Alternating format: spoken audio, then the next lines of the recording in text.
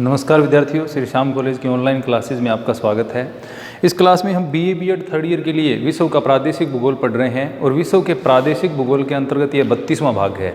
विश्व के प्रादेशिक भूगोल में हम पढ़ रहे थे एशिया महाद्वीप के बारे में।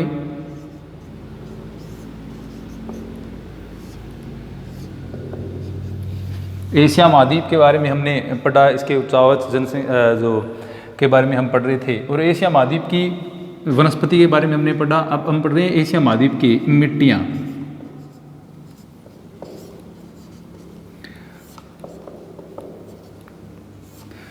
मिट्टियों का हमने सामान्य परिचय भी पढ़ा, उनका जो वर्गीकरण एशिया महाद्वीप में जो मिट्टियों का वर्गीकरण किया गया है। जैसे सबसे पहले हमने कटिबंधीय या जो जोनल सॉइल्स होती हैं उनके बारे में पढ़ा, जिसमें दो प्रकार की मिट्टियों को सम्मिलित किया जाता है, पेडाल्फर और पेडोकोल मिट्टियाँ। पेडाल्फर और पेडोकोल दोनों प्रकार की जो मिट्टियाँ हैं उनके बारे में हमने पढ़ लिया था।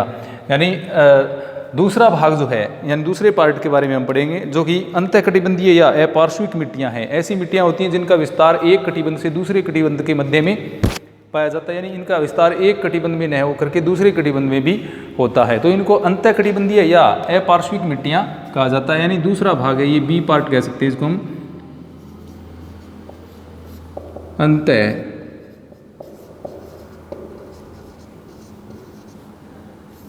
कटिबंधीय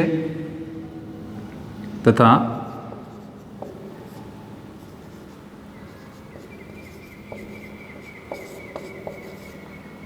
अपार्श्विक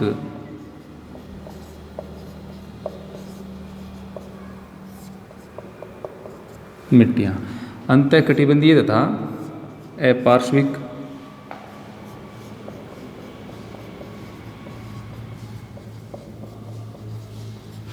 intrazonal and azonal soils. Intrazonal और एजोनल सॉइल्स।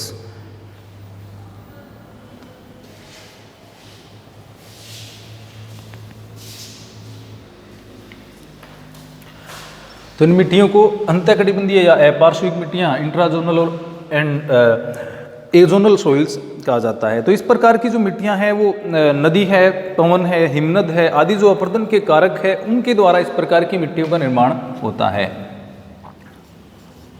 पवन,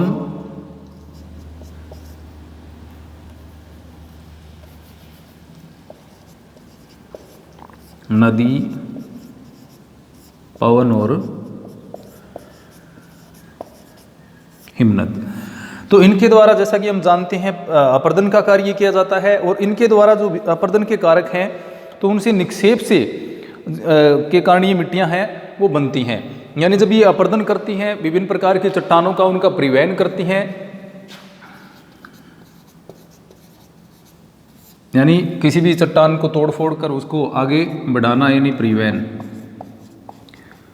अब जब भार की मात्रा नदी में ज़्यादा हो जाती है या जल की जो गति है वो मंद हो जाती है तो उसमें जो पदार्थ है उसका क्या होने लगता है, निक्षेपण।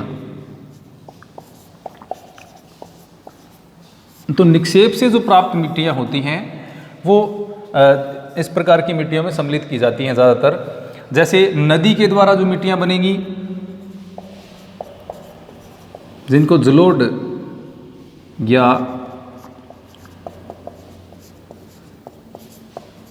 कांप मिट्टी कहेंगे, यानी इस प्रकार की जो मिट्टियां हैं वो नदी के द्वारा बनती है। यानी नदी है वो अपने मार्ग में आने वाली चट्टानों का अपर्दन करती है और उनका अपर्दन करके ये क्या करती हैं, एक स्थान से दूसरे स्थान पर ले जा करके इनको जमा करती हैं। तो इस प्रकार से ये मिट्टियां क्या है, स्थायी नहीं रहती।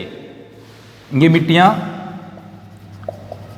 स्थायी नहीं रहती, एक स्थान से दूसरे स्थान पर जाती रहती हैं, जिससे विभिन्न स्थानों पर इनमें खनिज एवं जैव पदार्थ, तो इसमें विभिन्न स्थानों के खनिज एवं जैव पदार्थ है वो क्या हो जाते हैं, मिल जाते हैं, जिससे ये मिट्टियां क्या हो जाती हैं, उपजाऊ। अब विभिन्न स्थानों के जैव पदार्थ एवं खनिज पदार्थ जब इनमें मिलेंगे तो ये मिट्टियां क्या हो जाती हैं, उपजाऊ हो जाती हैं।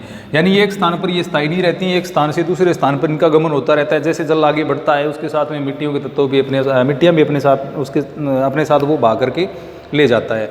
जहाँ पर गति मंद होती है या अनुकूल स्थान जहाँ पर आता है वहाँ पर उनका निक्षेपण होता रहता है। तो इसमें ये लगातार क्या है निक्षेप इसका होता रहता है। इस मिट्टियों में ज़्यादातर क्या है सतर नहीं पाए जाते, इनमें अधिकांशतः क्या होते हैं सतर नहीं पाए जाते। अब स्थायी नहीं होने के कारण क्या इनमें सतरों का विकास है वो ज़्यादा नहीं हो पाता है। तो इस प्रकार की जो मिट्टियाँ हैं तो इनका निर्माण हम समझ सकते हैं कि नदी, पवन, हिमनद जो आदि जो अपर्दन के कारक हैं उनके द्वारा जो पदार्थ लाए जाते हैं उनके निक्षेपण से इस प्रकार की नदियों का निर्माण होता है। और ये मिट्टियाँ क्या है जो विभिन्न स्थानों से इनमें जो जैव पदार्थ और खनिज पदार्थ मिलते रहते हैं उनसे ये क्या हो जाती हैं सामान्यतः उपजाऊ हो जाती हैं। तो इसमें नदी के द्वारा जो बन गई उसको जलोढ़ या कांप मिट्टी कह सकते हैं। इसके अलावा अगर हम देखें पवन द्वारा निर्मित मिट्टियाँ तो उनको हम क्या कहेंगे वायुड या लोयस। वायु या लोयस जो मिट्टियाँ होती हैं वो किसके द्वारा बनती हैं पवनों के द्वारा, जो पदार्थ अपने साथ या चट्टानों के टुकड़े जो अपने साथ भाकर के उड़ा करके लाए जाते हैं उनके जमा होने से। अब इसके अलावा बनती है हिमनद से। हिमनद से जो मिट्टियाँ बनती हैं उनको हम कहेंगे हिमोड मिट्टियाँ।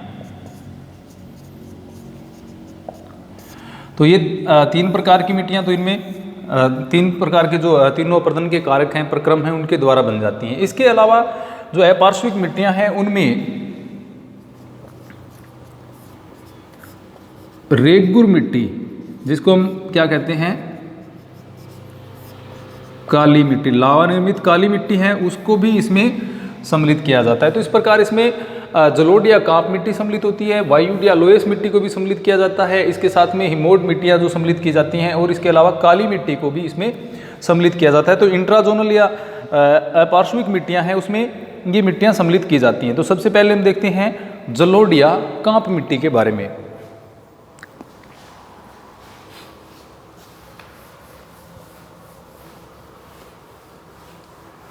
तो जलोढ़ या जो कांप मिट्टी है वो ये केवल किसी कटिबंध के अनुसार इनका विस्तार नहीं पाया जाता। ये क्या है नदियों का जो अपवाह क्षेत्र या घाटियाँ या मैदानी प्रदेश जो है उनमें इस प्रकार की मिट्टियाँ पाई जाती हैं। जलोढ़ या कांप मिट्टी।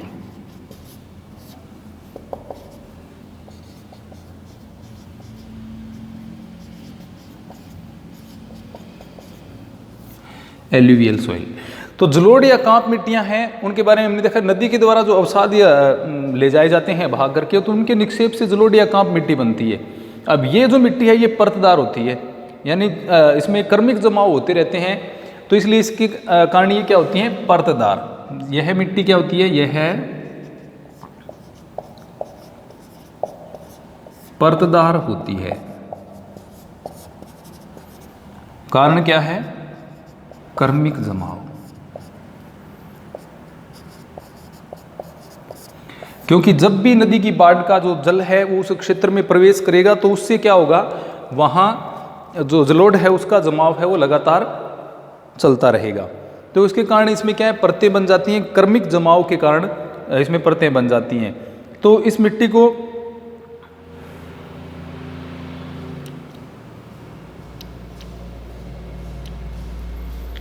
हम परतदार मिट्टी कह सकते हैं क्योंकि इसमें जलोढ़ का जो क्रमिक जमाव है उसके कारण विभिन्न परतों का निर्माण हो जाता है।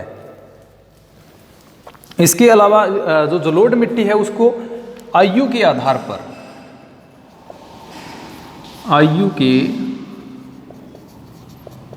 आधार पर इसे दो प्रकारों में रखा गया है। तो इसके आयु के आधार पर दो प्रकार होते हैं, यानी एक तो ऐसा क्षेत्र जहाँ पर नवीन जलोढ़ का जमाव होता है, दूसरा ऐसा क्षेत्र जहाँ पर क्या है जलोढ़ का जमाव लंबे समय के पश्चात लंबे समय पहले हुआ था, उसके बाद में क्या जलोढ़ का जमाव उसमें नहीं हुआ। तो ये दो प्रकार की हो सकती हैं। तो ये कर्मिक जमाव के कारण परतदार होती हैं, आयु के आधार इस पर दो प्रकार होते हैं। पहला प्रकार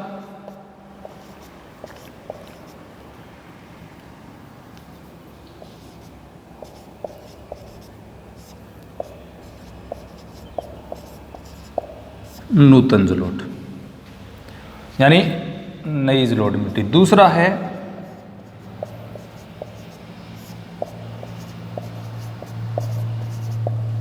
पुरातन जलोढ़।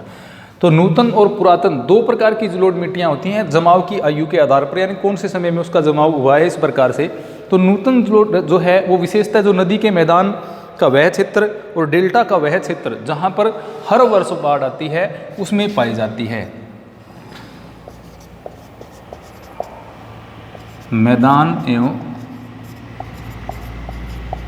डेल्टा के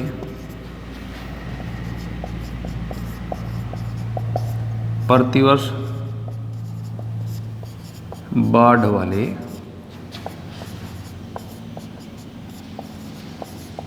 क्षेत्र में। तो प्रतिवर्ष जहां पर बाढ़ आती है वहां पर क्या है, नवीन मिट्टी का जमाव होता है, नवीन निक्षेप। तो मिट्टी का जो नवीन निक्षेप होता है प्रतिवर्ष बाढ़ आने से, उसमें क्या है जो नदियां बनती हैं, यानी डेल्टा क्षेत्र भी हो सकता है, मैदानी क्षेत्र भी हो सकता है, जहां पर प्रतिवर्ष बाढ़ का जल पहुंचता है। अब जहां पर प्रतिवर्ष बाढ़ का जल पहुंचेगा तो उसके द्वारा जो अपर्दित करके लाई गई मिट्टियां हैं उसका जमाव उस क्षेत्र में होगा, उसको क्या कहा जाता है, नूतन जलोढ़ कहा जाता है। इसके अलावा इस मिट्टी को खादर भी कहा जाता है। नूतन जलोढ़ जो है वो क्या कहलाती है, साथ में खादर भी इस मिट्टी को कहा जाता है। इस मिट्टी में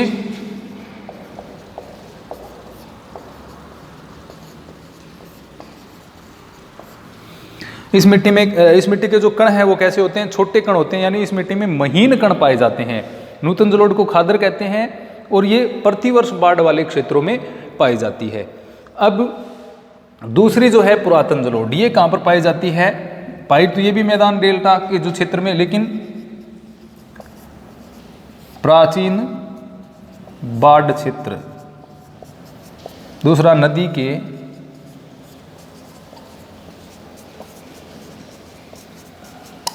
निकटवर्ती क्षेत्र। अब निकटवर्ती क्षेत्र कैसे हुए, क्योंकि निकटवर्ती क्षेत्र में नदियों के द्वारा सबसे पहले समय में, यानी अपनी पहली अवस्था में इनके द्वारा जमाव किया गया था। नदियों के द्वारा प्रारंभिक अवस्था में अपने तटबंध के आसपास का जो क्षेत्र होता है उसमें जमाव किए जाते हैं।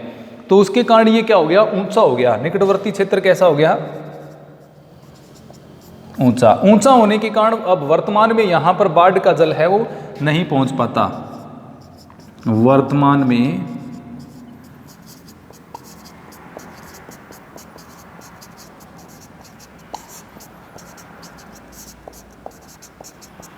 बाढ़ का जल नहीं पहुंचता। तो वर्तमान में बाढ़ का जल नहीं पहुंचने के कारण यहाँ पर क्या होता है, इसका नवीन मिट्टी यहाँ पर नहीं पहुंच पाती, यानी नवीन जमाव है वो नहीं पहुंच पाता। इसलिए ये क्या है, प्राचीन जलोढ़ कहलाती है, क्योंकि यहाँ पर नए जमाव नहीं होते। तो प्राचीन काल में जब नदी में बाढ़ आया करती थी तो उसका निकटवर्ती क्षेत्र है उसमें जमाव होते थे। धीरे धीरे ये क्षेत्र ऊंचा हो गया।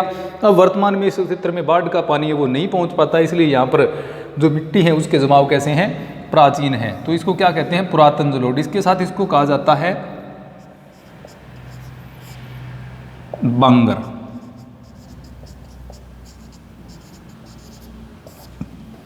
बांगर भी इस मिट्टी को कहा जाता है। इसके कण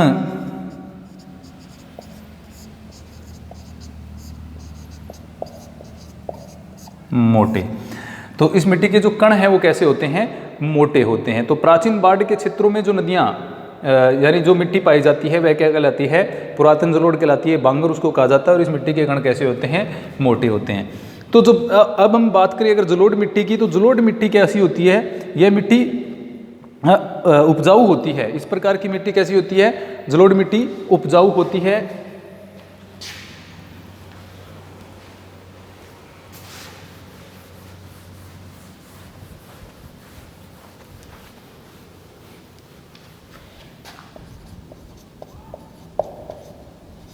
उपजाऊ होती है। तो यहां पर क्या है, जलवायु के आधार पर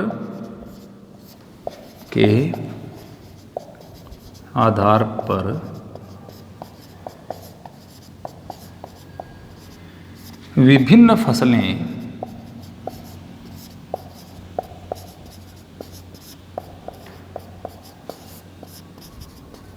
बोई जाती हैं। यानी जलवायु के आधार पर इसमें विभिन्न प्रकार की जो फसलें हैं वो बोई जाती हैं, जैसे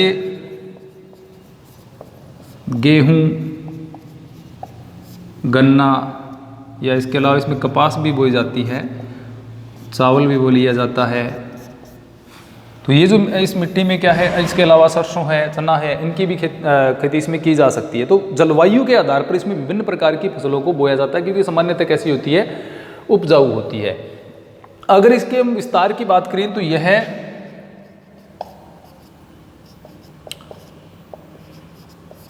सिंधु, गंगा और ब्रह्मपुत्र जो है उसके मैदानी भाग में ये मिट्टियां पाई जाती हैं। इसके अलावा दजला फरात के मैदानी भाग में यानी इराक में ये पाई जाती हैं।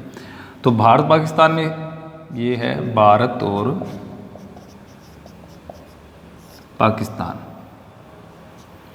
तो भारत और पाकिस्तान में सिंधु, गंगा और ब्रह्मपुत्र के मैदानी भागों में इस प्रकार की मिट्टियां पाई जाती हैं। दजला फरात, इराक, मेसोपोटामिया वाला जो क्षेत्र है उसमें ये मिट्टियां पाई जाती है। इसके अलावा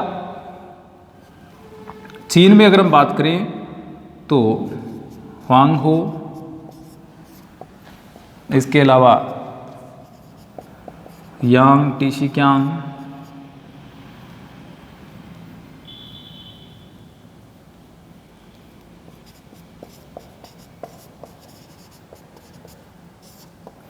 इसके अलावा यांगशी, शिक्यांग। तो ये जो नदियां हैं ये चीन में। इसके अलावा जो अन्य नदियों के चित्र हैं, जैसे जो नदियों के मैदानी भाग हैं उनमें भी इस प्रकार की जो मिट्टी है उसका विस्तार पाया जा सकता है। जैसे इरावदी नदी है म्यांमार की, उसमें भी इस प्रकार की जो मिट्टी है उसका जमाव पाया जाता है। नदियों की घाटियों में ये मिट्टियां पाई जाती हैं। कहाँ पर पाई जाती हैं? नदी मैदान घाटी वाला जो क्षेत्र है उसमें इस प्रकार की मिट्टियां पाई जाती हैं। जैसे इसके अलावा एशिया की हम बात करें तो इरावदी नदी, ये कहाँ पर है? म्यांमार में। तो ये इसके अलावा बांग्लादेश में भी ये मिट्टियाँ पाई जाती हैं। तो सिंधु, गंगा और ब्रह्मपुत्र के मैदानी क्षेत्र में पाई जाती हैं। दजला फरात के मैदानी क्षेत्र में ह्वांगहो, यांग टीशिक्यांग और शिक्यांग के मैदानी क्षेत्र में चीन में ये मिट्टियाँ पाई जाती हैं। इसके अलावा इरावदी नदी का जो क्षेत्र म्यांमार में है उसमें भी इस प्रकार की जो मिट्टियाँ हैं उनका विस्तार पाया जाता है। तो इस प्रकार जलोढ़ मिट्टियाँ जो है वो मैदानी नदियों के जो मैदानी भाग है जहाँ पर नदियों के द्वारा अवसादों का जमाव किया जाता है, निक्षेपण किया जाता है, उन भागों में ये मिट्टियाँ ज़्यादा देखने को मिलती हैं, उन भागों में इनका अधिक जमाव पाया जाता है। तो ये हो गई जलोढ़ या कांप मिट्टियाँ। इसके बाद में हम दूसरे प्रकार की अगर मिट्टियों की बात करें, वायुड या लोयस जो मिट्टियाँ हैं उनके बारे में।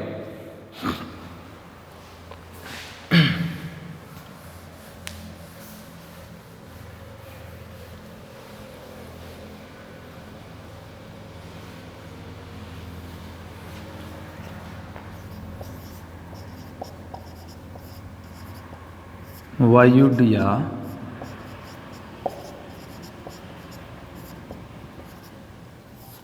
लोयस। लोयस मिट्टियां जो हैं यानी ये शुष्क एवं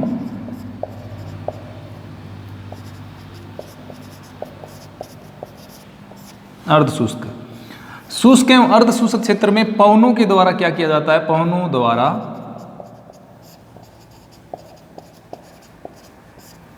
अपर्दन।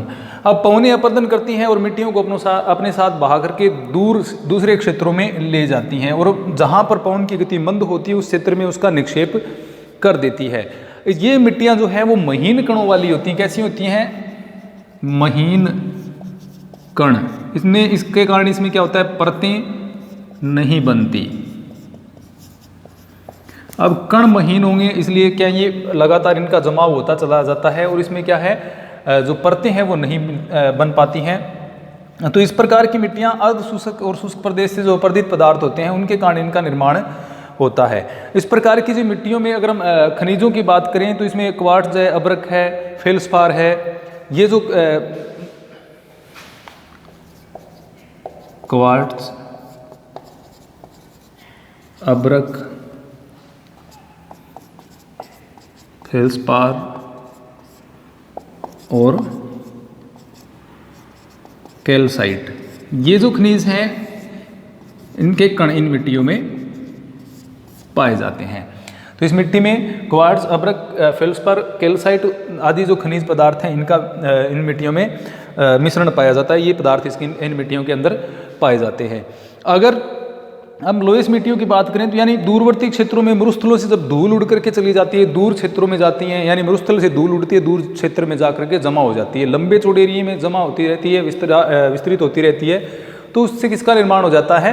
लोएस का निर्माण हो जाता है। लोएस इनमें सबसे मुख्य मिट्टी होती है। और ये जो मिट्टियाँ हैं इनका रंग है वो प्राय पीले रंग का होता है। यानी ये मिट्टियाँ जो कैसी होती हैं? प्राय पीली होती हैं। कैसे रंग की होती हैं? पीले रंग की। इसके अलावा ये सिंचाई सुविधा होने पर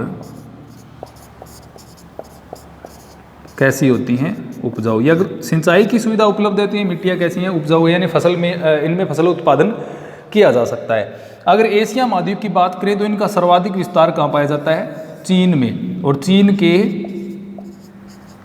उत्तर पश्चिम में कहाँ पर इनका विस्तार है? लोएस प्रदेश का विस्तार है या लोएस मिट्टियों का विस्तार है। और लंबे चौड़े एरिया में यानी लगभग 7 लाख वर्ग किलोमीटर, लगभग 7 लाख वर्ग किलोमीटर में चीन के उत्तरी पश्चिमी भाग में इन मिट्टियों का जमाव देखने को मिलता है। यानी बहुत बड़े क्षेत्र में ये चीन में पाई जाती हैं। तो यहाँ पर इनका जमाव कैसे हुआ है कि उत्तरी पश्चिमी भाग में यानी मध्य एशिया से, जो मध्य एशिया के मरुस्थलीय भाग से चीन में कहाँ से आई ये मिट्टियाँ? मध्य एशिया से। मध्य एशिया का जो मरुस्थली भाग है, मध्य एशिया का मरुस्थल, तो मध्य एशिया के मरुस्थली भाग से अगर हम इसके साथ में पश्चिमी क्षेत्र की बात करें तो वहाँ से जो मिट्टियाँ उड़ करके आती हैं उनका जमाव चीन के उत्तरी पश्चिमी भाग में हुआ और उनसे एक बहुत बड़े क्षेत्र में यानी 7 लाख वर्ग किलोमीटर में इन मिट्टियों का जमाव हुआ, पीले रंग की मिट्टियों का, जिससे यहाँ पर क्या है? लोएस प्रदेश का विकास हुआ। अब इस प्रदेश में इस लगातार इन जमावों के कारण इन मिट्टियों की एक मोटी परत पाई जाती है। यानी लगभग 100 से लेकर के 300 मीटर तक इन मिट्टियों का विस्तार यहाँ पर मोटी परत के रूप में पाया जाता है। 100 से लेकर के 300 मीटर की परत। तो ये मिट्टियाँ यानी वायुड या लोएस मिट्टियाँ हैं वो चीन के उत्तरी पश्चिमी प्रदेश में सर्वाधिक पाई जाती हैं। 7 लाख वर्ग किलोमीटर में फैली हुई हैं। उपजाऊ मिट्टियाँ हैं। सिंचाई की सुविधा उपलब्ध होने पर रंग इनका पीला होता है और 100 से लेकर के 300 मीटर तक इन मिट्टियों का जो जमाव है वो मोटी परत के रूप में पाया जाता है। तो ये वायुड या लोएस मिट्टियाँ हैं। इनका जमाव शुष्क एवं अर्ध शुष्क क्षेत्रों से उड़ करके आने वाले जो महीन कण होते हैं उनके द्वारा होता है। इनमें परतें नहीं पाई जाती हैं। ये मिट्टियाँ लगातार जमा होने के कारण इनमें परतें नहीं बनती क्योंकि इनके कण है वो कैसे होते हैं? महीन होते हैं। सिंचाई सुविधा उपलब्ध होने पर ये उपजाऊ भी होती हैं। अगली जो मिट्टियाँ हैं वह है हिमोड मिट्टियाँ।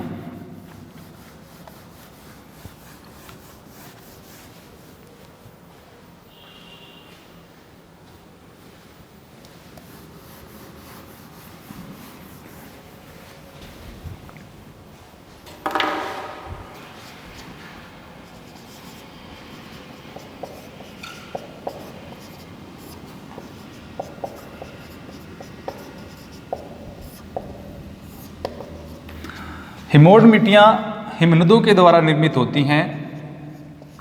हिमनद के द्वारा जो पदार्थ अपरदित किए जाते हैं उनके निक्षेप से हिमोड मिट्टियों का निर्माण होता है। और हिमोड मिट्टियाँ बहुत कम क्षेत्र में पाई जाती हैं। हिमोड मिट्टियों का अगर हम एशिया में विस्तार की बात करें तो उत्तरी साइबेरिया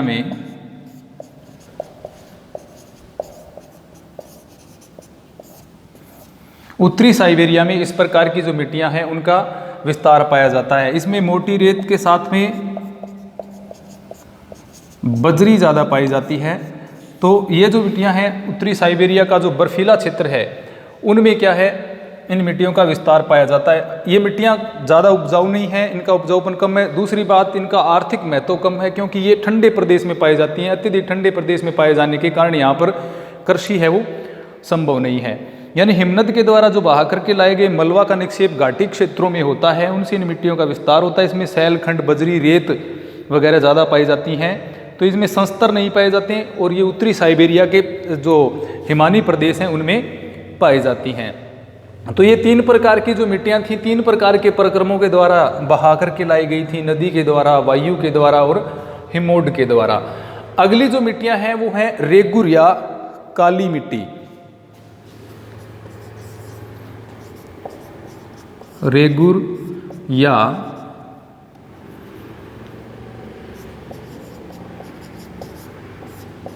काली मिट्टी।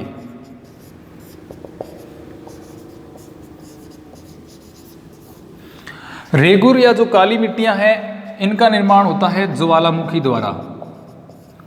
ज्वालामुखी द्वारा जो ज्वालामुखी विस्फोट से जो लावा प्राप्त होता है, उससे बेसाल्ट चट्टानों के अपक्षय से इन मिट्टियों का निर्माण होता है।